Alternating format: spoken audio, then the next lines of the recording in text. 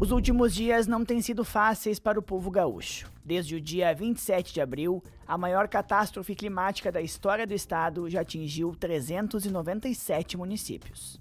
A cidade de Eldorado do Sul, que tem uma população de 40 mil pessoas, foi 100% evacuada. E resgates seguem sendo realizados em cidades como Canoas, Guaíba, Alvorada e na capital, Porto Alegre, que teve 80% da cidade comprometida. A capital também registra problemas sérios com o desabastecimento de água e energia. Conforme o último boletim da Defesa Civil do Estado, divulgado no final da tarde desta terça-feira, subiu para 95 o número de vítimas fatais da tragédia. Os que mais sofrem estão na região do Vale do Taquari e do Vale do Rio Pardo, além da Serra e da região metropolitana, onde a situação se agravou nos últimos dias. São milhares de pessoas sendo resgatadas por barcos e helicópteros e comunidades ainda seguem isoladas. O aeroporto de Porto Alegre segue com operações suspensas devido ao alagamento total da estrutura.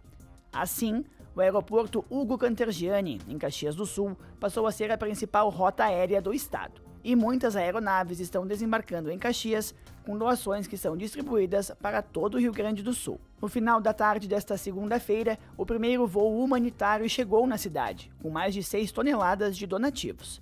A principal demanda segue sendo por água potável. Mesmo com 2 dias de tempo firme na metade norte do estado, a previsão para os próximos dias é de chuva.